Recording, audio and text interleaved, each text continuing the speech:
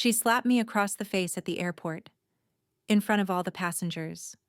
My mom immediately blamed me and took her side, like always.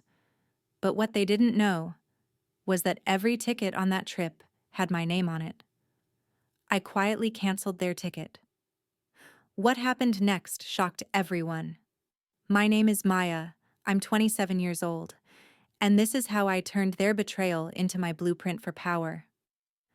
Before we continue, please subscribe to the channel and let us know where you're listening from in the comments. The airport smelled like pretzels and burnt coffee. That thick, sweet, bitter mix that clings to your jacket after standing too long near a Starbucks line. The floor gleamed in uneven patches where the janitor's buffer had passed, and the sound of rubber wheels over tile blended with boarding calls echoing through the PA system. I remember the hum that sits underneath every airport, the blend of conversations, announcements, laughter, and that faint metallic clink of luggage handles being lowered and lifted again. It's like standing in the middle of a moving hive. We were flying out of Nashville for what was supposed to be a girls' trip. Me, my mom, and my older sister Rachel. I can still see the overhead monitor flashing Flight 2316 Maui, on time. The glowing letters looked like a promise back then. It was supposed to be a reset. That's what Mom kept calling it. 3 days in Maui, she'd said, pressing the brochure flat on the kitchen counter. No drama, just the three of us, like old times. But nothing had felt like old times in years. Not since Dad left. Not since Rachel decided I was the family problem instead of the family peacemaker. I'd booked everything. Flights, hotel, rental car. I even used my Southwest loyalty points, years of business travel stacked into one generous gesture. I'd imagined us laughing on the beach, maybe sipping cheap champagne in a hotel robe. Rachel hadn't even said thank you. She'd just texted, "Cool, send the itinerary." I stood in Group B, holding my phone and passport, watching the boarding groups shuffle forward. A teenager in a hoodie argued with his mom about snacks. A man coughed into his elbow, looking annoyed at the line's pace. The floor was cold through my sneakers.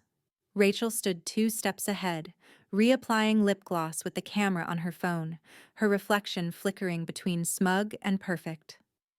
Mom was beside her, flipping through a Better Homes and Gardens magazine she'd bought at Hudson News, the plastic bag still hanging from her wrist. And then, it happened. Rachel turned sharply and slapped me, right across the face. Not a push, not a tap. A full, deliberate slap. The sound cracked through the terminal like the snap of a rubber band. My cheek stung instantly, hot and shocked. A woman nearby gasped. A kid dropped his juice pouch. Orange liquid spread in a small puddle near his shoes. Heads turned. People stared. That awful airport hush rolled in for half a second before the noise of rolling luggage swallowed it again. Rachel's voice was sharp and theatrical.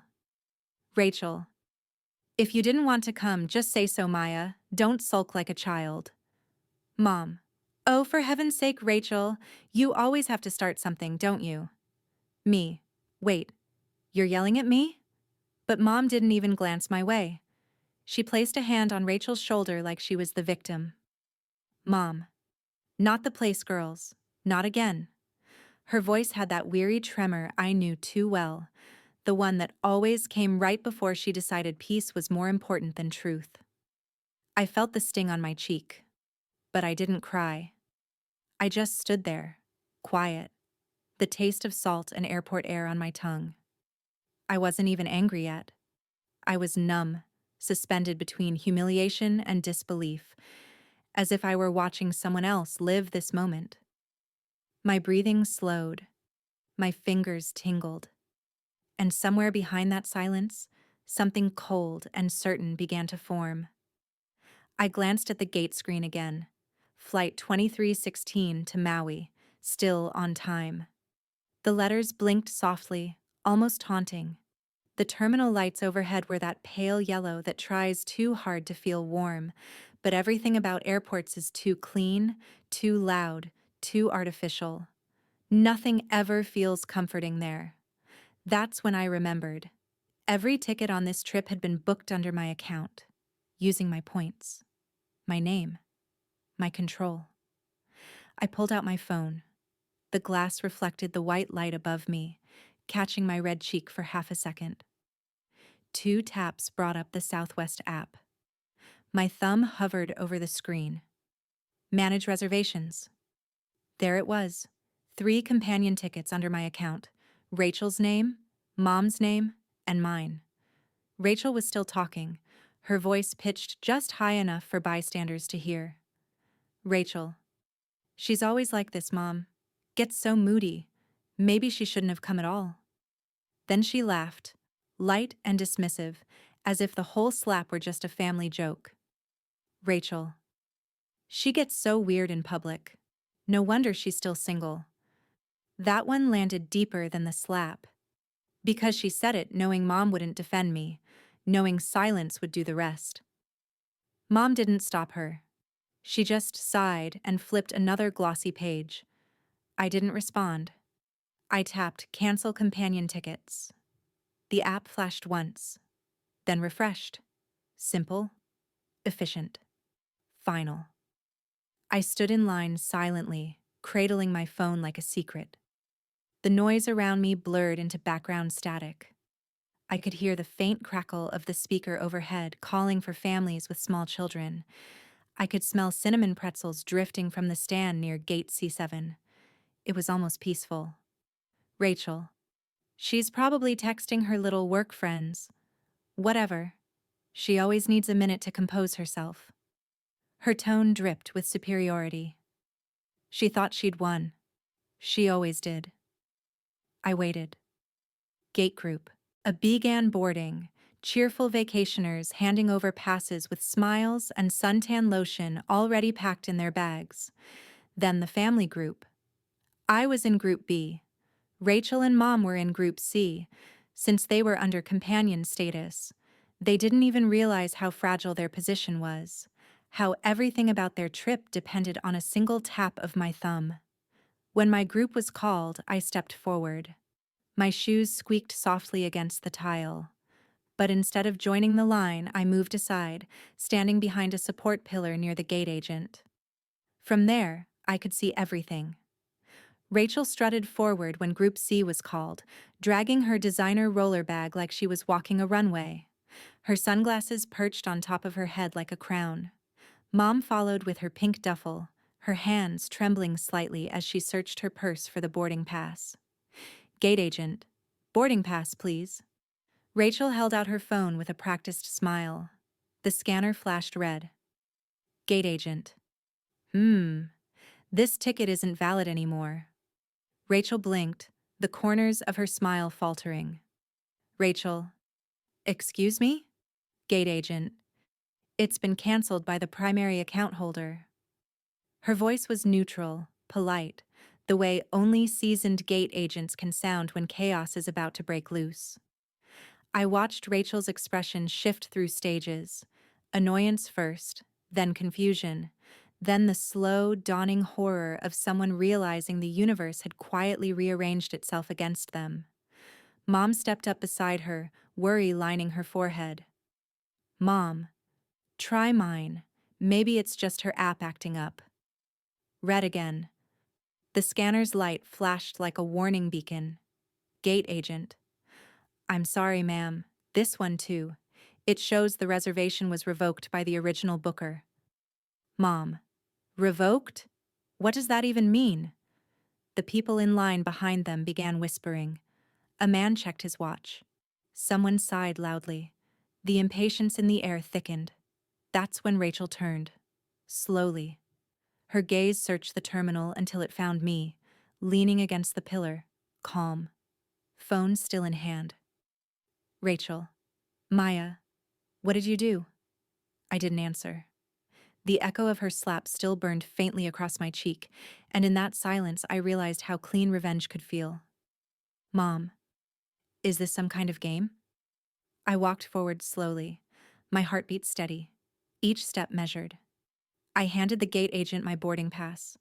The scanner flashed green, a simple, beautiful green. Gate agent, you're good to go.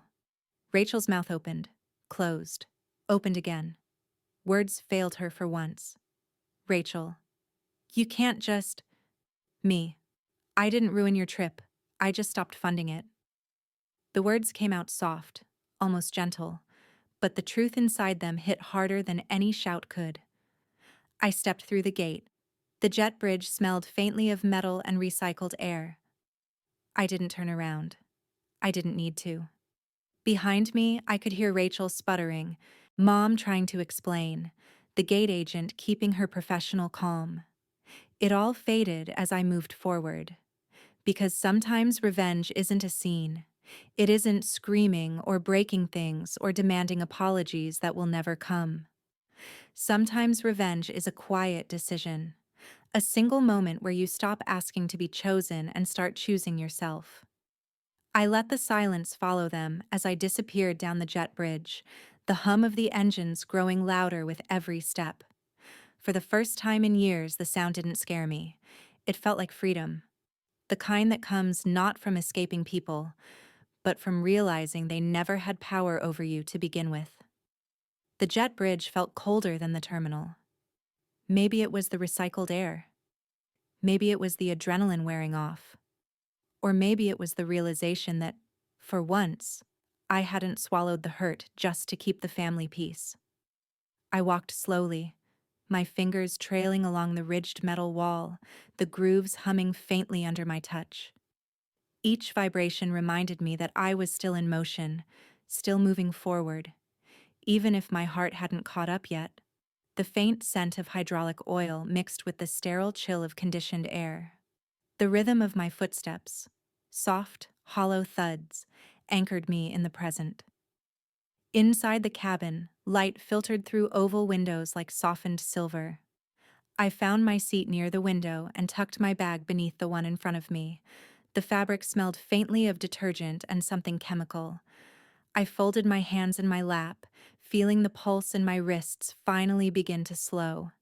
Stillness never comes easy after years of being the family scapegoat. Even quiet feels suspicious, as though calm is just the pause before someone finds a new reason to blame you. A flight attendant leaned down toward me with a practiced but gentle smile, the kind that carried warmth without intrusion. Flight attendant: you okay? You look a little shaken. Me: just family stuff. Flight attendant: those are the worst kind. Let me know if you need water or anything. Her kindness hit harder than the slap had. The concern of a stranger, free of judgment or history, felt foreign and almost too generous. I nodded, murmured thanks, and watched her move down the aisle with quiet efficiency, straightening safety cards and checking latches. Around me, the cabin filled with the ordinary symphony of boarding. Jackets rustling, bags sliding into overhead bins, the metallic click of seatbelt buckles. I half expected Rachel to come storming down the aisle any second, sunglasses tilted like armor, Mom trailing behind with excuses ready. But the minutes stretched, and the doorway stayed empty. When the main cabin door finally closed, the sound felt like punctuation, sharp, final, echoing through my ribs. The life I'd lived for so long, chasing approval from people who rationed it like oxygen, was sealed on the other side of that door. The plane pushed back from the gate. Engines rumbled. The floor trembled lightly beneath my shoes. I watched raindrops smear across the window, then blur into silver streaks as we accelerated. Nashville shrank beneath us, patches of green and gray dissolving into cloud. My stomach dipped with the climb, and my mind drifted toward memories I usually kept locked away.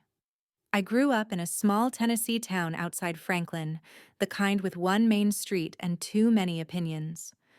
Mom worked double shifts at a dental office, her scrubs smelling faintly of mint and antiseptic. Dad left when I was 11. Rachel was already in college, already untouchable. She raised her voice more than she raised a hand, but her words had a way of finding the exact soft spot to bruise. She had the kind of beauty small towns worship: hazel eyes that caught every bit of sunlight, curls that refused to misbehave, that perfect homecoming dress Mom still kept pressed in a garment bag from Sears, as if nostalgia could be a family heirloom. I, on the other hand, was the study-hard kid, the practical one, the middle seat in every family argument, close enough to catch the blame, never close enough to be seen. I was the one who cleaned the kitchen after dinners that ended in silence, the one who picked Rachel up when her car battery died, the one who paid Mom's internet bill when she forgot, the one who helped with Thanksgiving because Rachel couldn't risk her manicure chopping onions. They said they loved me, and maybe they thought they did. But love shouldn't feel like being useful.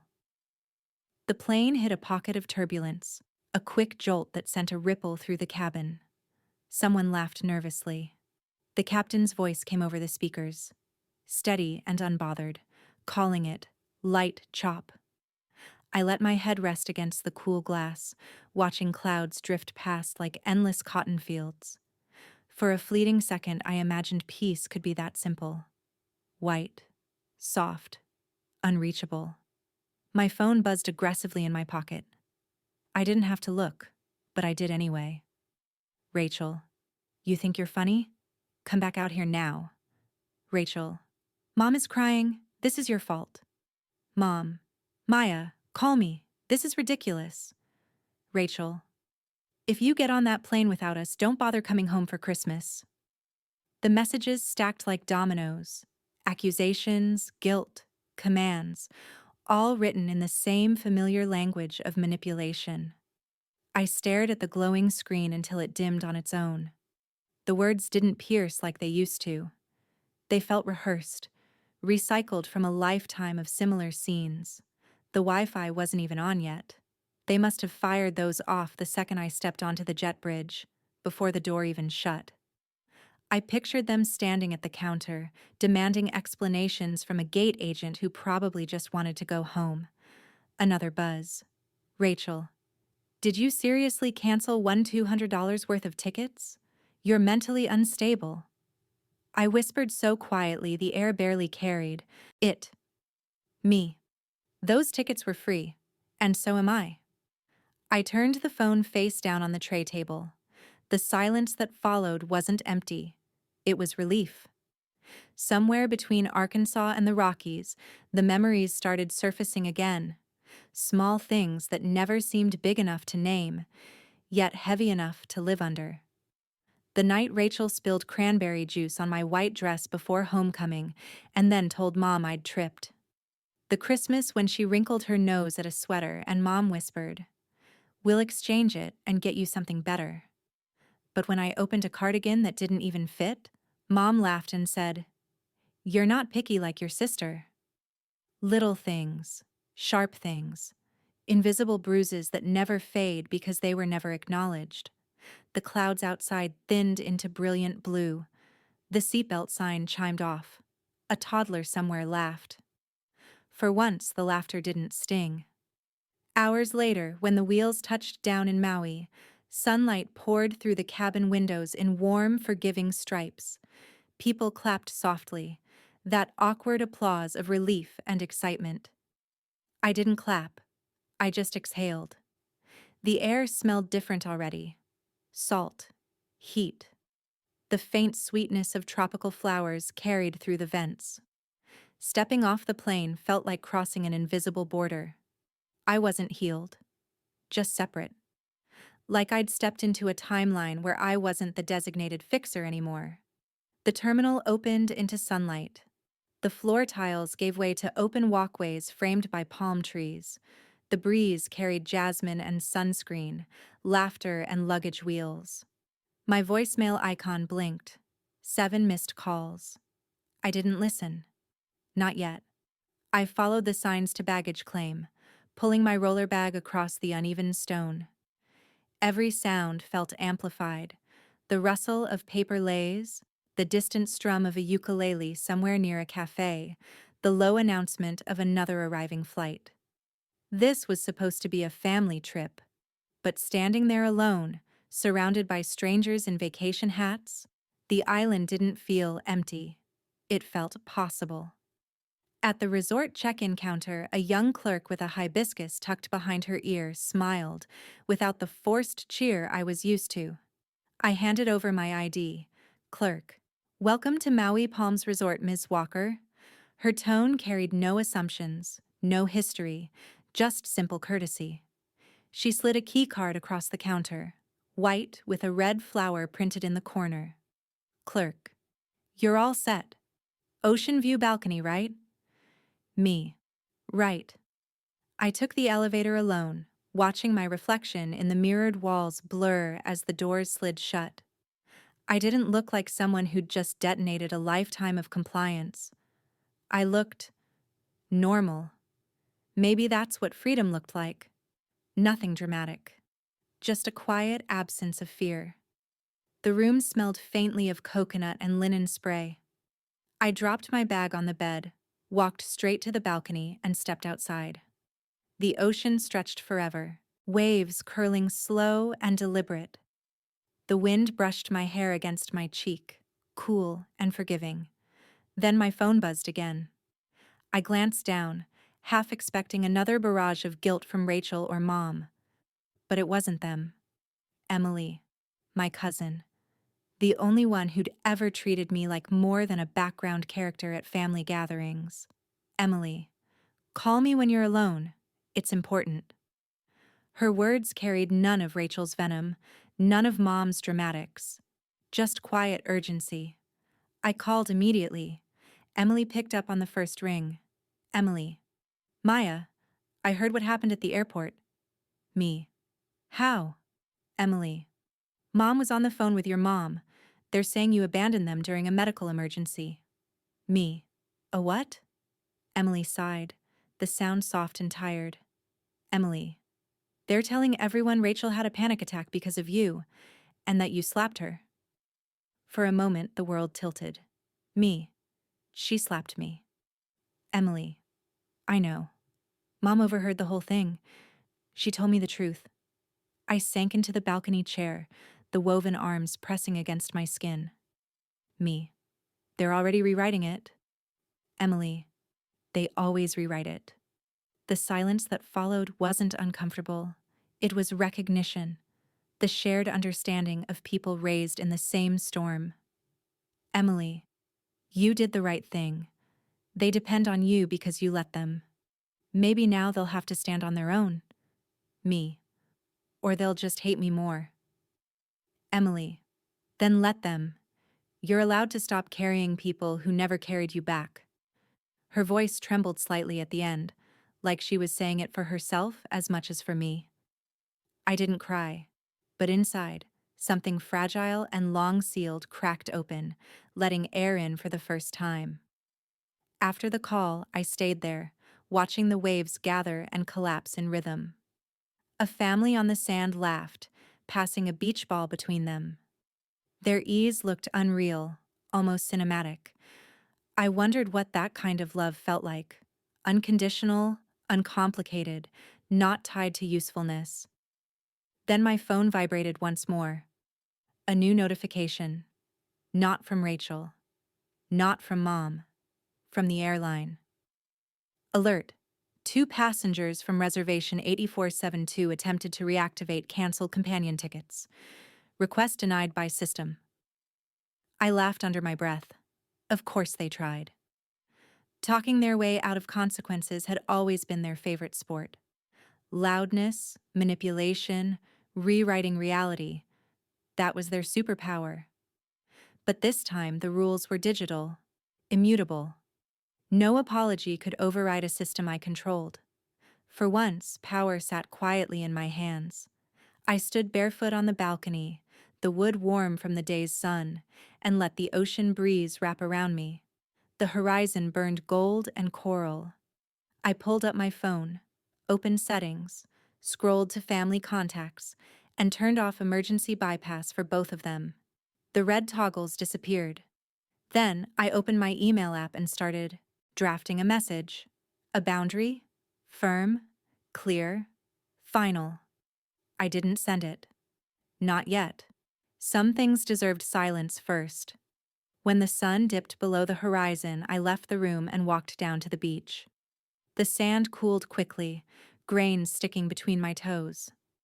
Each step felt like erasing a footprint from my past life.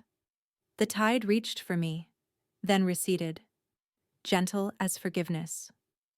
By the time the moon rose, white and certain, I understood what this moment really was. They hadn't just lost a free trip. They'd lost access to my labor, my money, my constant readiness to fix their messes, their emotional accountant, their crisis manager, their scapegoat. Gone. And I hadn't slammed a door or shouted a speech. I'd simply walked through one they never believed I'd reach. The next morning, sunlight sliced through the linen curtains, clean and golden. The hum of waves drifted in from beyond the balcony, soft and endless, like a heartbeat that had nothing to do with mine. For the first time in a long time, I woke up without the familiar heaviness pressing behind my ribs. I hadn't dreamt. Or maybe I had, and it just wasn't a nightmare this time. I lay still for a moment, listening to the fan blades circle above me, the faint rustle of palm trees outside. Then I sat up slowly, letting my feet find the cool tile. The chill grounded me in the now, in the silence. There were no knocks on my door, no footsteps pacing in the hallway, no Rachel rehearsing confrontation lines through the wall. No mom sighing that same tired sigh that always came before the words, "She's your sister." It was just me. I brewed coffee using the little machine on the dresser. The steam curled upward in quiet ribbons, carrying that faint roasted smell that somehow made everything feel more real. I carried the cup out to the balcony, holding it with both hands, letting the warmth seep into my palms. The ocean was still, the waves rolling in measured breaths. The world felt bigger than I remembered, not because of the view, but because the noise was finally gone. The noise they'd built inside my head, the constant hum of self-blame, was gone. By the time my phone buzzed again, I was ready. Rachel. Hope it was worth it. We had to book last-minute flights from LAX. You owe us $980. Rachel. I'll be filing a fraud claim with the airline. Mom. Maya, we're in the hotel. Come talk. I blinked. The hotel? They came anyway. Of course they did. Even without me, they still wanted the trip, the rewards, the illusion that nothing had changed. I opened the hotel app and checked. The reservation under my name was untouched. They must have booked their own room. I looked down from the balcony at the beach below. Families were setting up umbrellas, children shrieking as waves nipped their toes. Life moved on. I could feel that familiar pull in my chest, that old magnetic instinct to fix things, to make peace, to be the one who brings everyone back, together. But something stronger inside me whispered, no.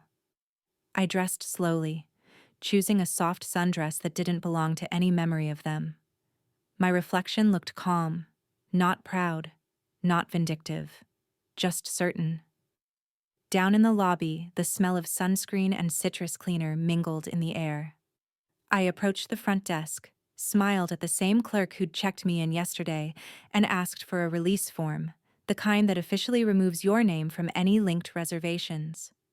He looked at me with mild confusion. Clerk. You want to take your name off the booking? Me. Yes. I don't want any charges or points associated with it anymore. Clerk. You sure? Me. Very. He hesitated for half a second, then nodded and typed something into the computer. The printer hummed softly. I signed the paper with steady handwriting. He placed it into a folder, sealed it, and slid it away. A quiet finality settled between us. When I walked back outside, the air felt lighter, brighter. as if the island itself was rewarding me for choosing myself over the pattern I'd been raised to repeat. I hailed a cab waiting near the roundabout. The driver was older, gray, streaking through his beard, a Dodgers cap tilted low. His dashboard smelled faintly of pine and sea salt. Driver: first time on the island? Me: first time anywhere alone. Driver: good. That's the only time you really see something for what it is. He said it casually, like a man who'd watched too many people come here running from something. His words sank deep anyway. I smiled faintly. Me: can you take me somewhere quiet? Maybe the cliffs on the far side. Driver: you got it. We drove for almost 40 minutes. The roads curved through lush green fields, past sugarcane and black volcanic rock. The ocean shimmered beside us, shifting from turquoise to dark sapphire as the sun climbed. The wind through the open window tasted like salt and heat. I let my hair whip around freely, no longer caring how it looked.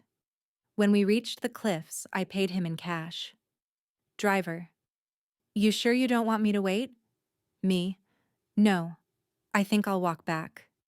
Driver: then take your time. The view here changes something in people. He was right. I climbed a narrow trail until I found a flat rock overlooking the water. The waves below smashed into stone and exploded into mist. I sat down, hugging my knees, breathing in the sharp sea air. The minutes blurred. Time, for once, wasn't something I owed anyone. Memories came like driftwood washing ashore. Not to haunt, just to be seen one last time before they floated away. I remembered Rachel deleting my college applications from our shared computer in high school because she thought it would be funny. I remembered Mom telling relatives, "Maya's just a little intense. She's always been like that." I remembered paying their phone bills, their credit card minimums, their emotional debts, believing love was something you earned with sacrifice. I remembered, and then I let it go. By mid-afternoon, the sun hung high and merciless. My phone buzzed again. I didn't even check it at first. But curiosity, that last thread of the old me, pulled my hand toward it. A FaceTime call. Rachel.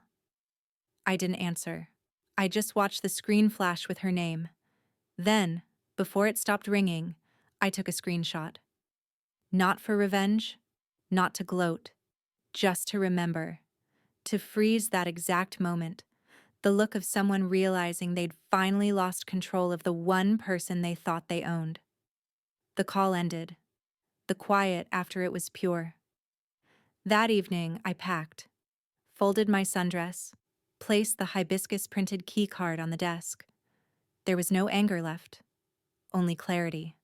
The next morning, I boarded a flight back to Memphis. No scene, no screaming, no final confrontation. Just me and a window seat over an ocean that no longer felt like an escape, but a mirror. When I landed, the air felt heavier again. Humid. Familiar. I took an unshared lift home. The driver didn't speak, and I didn't fill the silence. In my apartment, everything looked smaller than I remembered. The framed art leaning against the hallway wall. The stack of unpaid utility envelopes I hadn't opened yet. But it was mine. Entirely mine. I unpacked slowly, folded my clothes, put my suitcase in the closet. Then, with my hands trembling just slightly, I did something that scared me more than standing up to them ever had. I called Human Resources. The line clicked twice before a calm voice answered. HR rep. This is Lillian, HR department. Me. Hi, Lillian. I need to request my unused PTO be applied retroactively, starting from last Friday. HR rep. Okay. Is there a specific reason? Me. Because that was the first real vacation I've ever taken. There was a small pause. Then the sound of typing. HR rep. Approved. I'll send the confirmation by email. When the email came through minutes later, I smiled at the timestamp. It wasn't about money, it was about acknowledgement. Proof that even the system I worked for could recognize rest as something earned. That evening, I printed the screenshot of Rachel's missed call, bought a small wooden frame from the corner store, slid it inside. Not to hang on the wall, but to keep in a drawer. A reminder, not of revenge, but of reclamation. Because that moment at the cliff wasn't the end of a trip. It was the beginning of a life where I no longer had to audition for love. Weeks passed. The days blurred into quiet routines: coffee, work, sunset walks, phone silence. Then Thanksgiving came. A chill swept in through Tennessee, carrying the scent of wood smoke and nostalgia. That's when an email from Mom appeared in my inbox. Subject line, "Let's talk." I didn't open it. I didn't need to. I already knew the script. The same story rewritten again. Me recast as the villain. They'd tell everyone I'd changed, that I'd become cold, selfish, dramatic. And they'd be right, because I had changed. I'd stopped begging to be understood. I'd stopped defending myself to people who were never listening. I'd stopped booking flights for passengers who never once saw me as the pilot. They slapped me before boarding, so I left them exactly where they deserved to be. If this story struck a chord, hit like, subscribe, and tell me what you think in the comments.